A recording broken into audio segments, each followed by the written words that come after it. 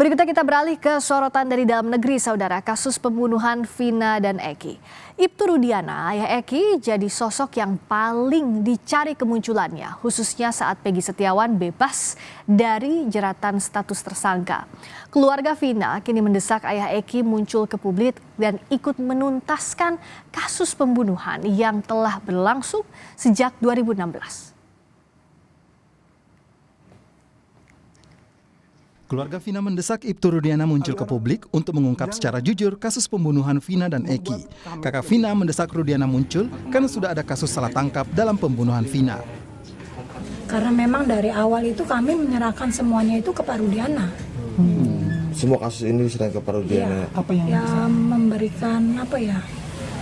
memberikan penjelasan lah bahwa ini kan isunya salah tangkap semua nih gitu kan. Ya harusnya sedikitnya dia muncul. Mantan Kabar Reskrim Polri Susno Duaji menilai peran Ibtu Rudiana penting dalam pengungkapan kasus pembunuhan Vina dan Eki. Susno menyebut Rudiana harus diperiksa kesaksiannya. Saksi Rudiana harus betul-betul diperiksa, tapi jangan dengan kekerasan. Dari mana dia tahu nama-nama itu? Karena saya udah baca berita acara Rudiana. Rudiana menyebutkan nama-nama itu 1, 2, 3, 4, sampai 11. Termasuk 3 DPO. Oh, dari AEP. AEP-nya dari mana? Makanya AEP harus dicari. Dan Pengamat Kepolisian ISES Bambang Rukminto menilai ada kesan janggal dari minimnya kemunculan sosok Rudiana sepanjang kasus ini kembali dibuka. Jadi saya rasa Ibtu Rudiana masih ada di Cirebon dan bertugas. Hanya saja ketika dia tidak muncul di publik, ini memang tetap akan menjadi tanda tanya gitu loh.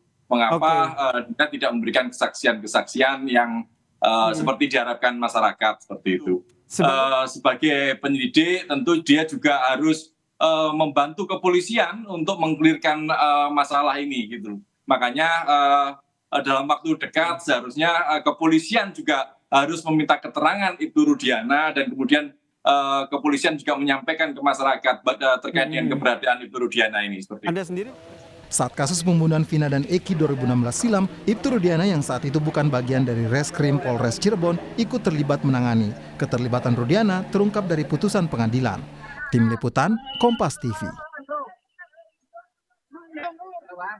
Kuasa hukum Peggy Setiawan Tony RM mendesak penyidik agar kembali memeriksa ayah Eki Ibtu Rudiana untuk menuntaskan kasus pembunuhan Vina dan Eki.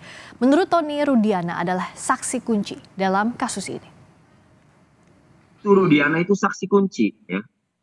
Jadi Ibtu Rudiana ini ya Bu, yang pada saat diamankan pelaku itu kan oleh Rudiana ya, itu tertuang di dalam baik di dalam BAP maupun di dalam 3 putusan pengadilan atas nama 8 terpidana. Mengakui dalam kesaksiannya itu ialah yang mengamankan, ialah yang mengintegrasi.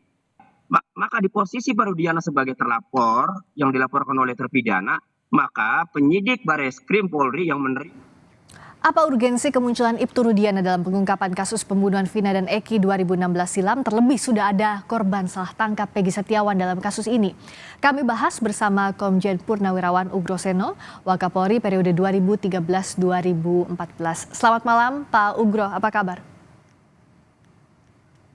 Mohon bantuan di-unmute Bapak, karena suaranya belum keluar.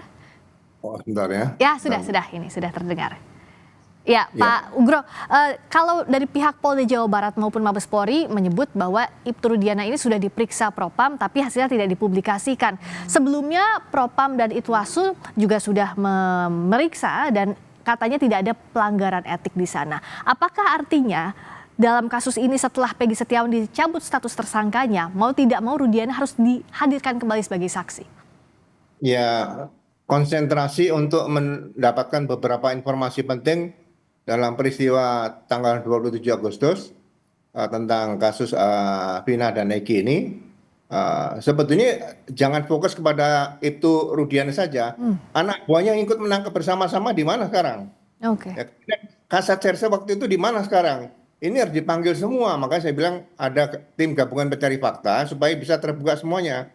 Tidak mungkin Ibtu Rudiana mulai membuat cerita yang mendatangkan Liga Akbar, cerita yang tidak benar, kemudian dia mendatangi ke lokasi dengan sendirian tidak mungkin. Pasti dikawal oleh anak buahnya. Jadi sekali lagi, anak buah Rudiana pun harus diamankan sejak sekarang untuk dapat diambil keterangan dengan sejelas-jelasnya. Nah, ini bagaimana mekanisme yang bisa diterapkan Pak Ugro? Apakah harus dimulai penyidikan sejak awal lagi bahkan karena sudah ada salah tangkap Peggy Setiawan atau seperti apa prosedurnya? Ya ini sebenarnya harus kembali ke TKP lagi. Laporan polisinya tuh sebenarnya harus diluruskan. Siapa yang membuat laporan polisi tanggal 26 Agustus? Bukan laporan polisi Ibtu Rudiana yang dibuat tanggal 31 Agustus. Ya, jadi TKP sejelas-jelasnya harus dikembalikan. Apabila kita tetap berangkat dari kejadian tanggal 31 Agustus, berarti nanti akan benturan itu dengan kalau memang akan diperkas selanjutnya. Jadi sekali lagi kembali ke TKP, siapa yang mendatangi TKP pertama kali, itu orang yang harus membuat laporan polisi dulu. Oke, dan kalau bicara soal prosedur, pada saat itu Ibtu Rudiana menjabat sebagai Kasat Narkoba, tapi ikut menyidik kasus ini. Anda melihat ada yang tidak biasa, Pak Ugro? Ya kalau mau dilibatkan biasanya kalau kasus yang menarik perhatian publik dan sebagainya, ada menyangkut jiwa yang meninggal dunia, bisa dibentuk tim, dilibatkan juga nggak ada masalah. Tapi harus ada surat perintah penyidikan. Sejak ada laporan polisi, seperindiknya itu yang membuat siapa, ini harus jelas itu. Jadi yang terlibat siapa di situ harus jelas. Karena ini kasus pasti suatu saat akan mendapat pertanyaan dari beberapa pihak kalau kasus ini tidak terungkap atau terungkapnya seperti sekarang ini, jadi ada salah tangkap dan sebagainya. Nah, kalau sekarang kan posisinya publik juga tidak tahu di mana Ibtu Rudiana, lalu tadi anak buahnya di mana, pun juga saksi atas nama AF tiba-tiba menghilang. Nah, sementara kan publik meminta ada transparansi, jangan sampai ada korban salah tangkap lagi sebagai Peggy. Pak Ugro, siapa yang bisa nge-push ini? Siapa yang bisa mendorong ini? Ya saya bilang dari awal, karena ini kan ada permasalahan dengan Polresta Cirebon dan Polda Jabar, sehingga perlu ada tim gabungan pencari fakta dari pusat supaya ini tidak menimbulkan kecurigaan-kecurigaan. Nah, tim gabungan dari pusat ini terdiri dari berbagai disiplin ilmu, pakar-pakar tadi, dan juga dari lembaga kriminologi UI atau dari RSCM yang biasa melakukan otopsi. Ahli-ahli otopsi ini harus dilibatkan, DNA juga dilibatkan. Nah, yang bisa memerintahkan untuk mendorong adanya tim khusus ini siapa? Apakah harus perintah Kapolri langsung? Saya bilang sejak dari awal. Jadi kalau kasus seperti ini, masalah nyawa, presiden harus mengetahui warga negara yang hilang, yang sakit, yang meninggal dan sebagainya, supaya jangan sampai presiden hanya merintahkan, sudah saya sampaikan kepada Kapolri, ini nyawa manusia. Manusia ini kalau hidup itu suaranya berharga untuk pemilihan umum. Itu kan harus dikaitkan ke situ, jangan dibutuhkan pada saat 5 tahun sekali, tapi selama itu tidak diperhatikan. Jadi sekali lagi menyangkut nyawa manusia, ya presiden harus tanggung jawab, itu menurut saya.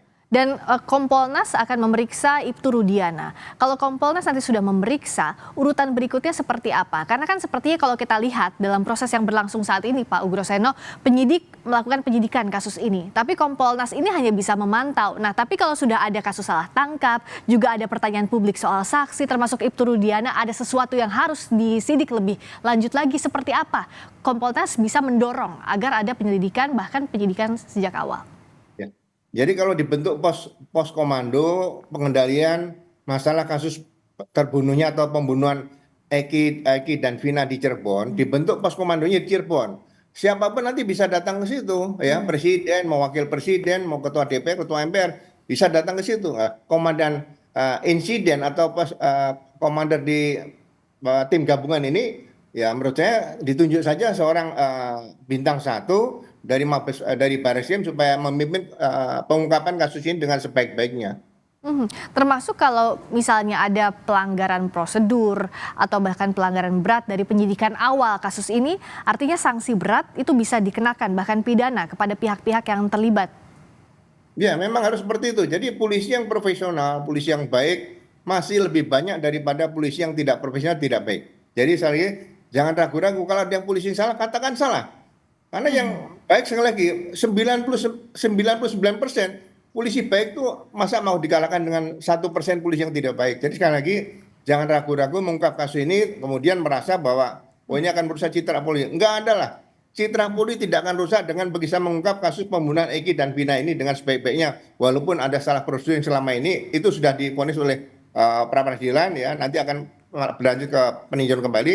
Tapi sekali lagi kasus ini terbuka secara tuntas dan tim baru yang menangani masalah ini itu saja. Dan ini kan sudah lewat 8 tahun, artinya pun bukti bisa jadi sumir, sudah menghilang, sulit ditelusuri sejak awal. Tapi sebenarnya bisakah ini secara presisi nantinya disidik dengan sesuai dengan faktanya, Pak Ugro?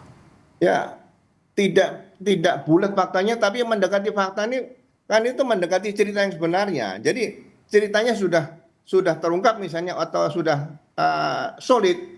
Nah, pelaku kalau misalnya mau dicari, tinggal carikan kira-kira alat bukti apa yang bisa berkaitan dengan pelaku. Jadi ahli-ahli yang berkaitan dengan alat bukti ini kan misalnya sudah jelas keterangan saksi, keterangan ahli, ditambah dengan surat petunjuk dan keterangan terdakwa. Jadi keterangan saksi mungkin bisa saksi yang baru lagi juga masih ada. Keterangan ahli juga mungkin siapa tahu di sepeda motor ada darah, di baju masih ada darah juga belum ditemukan.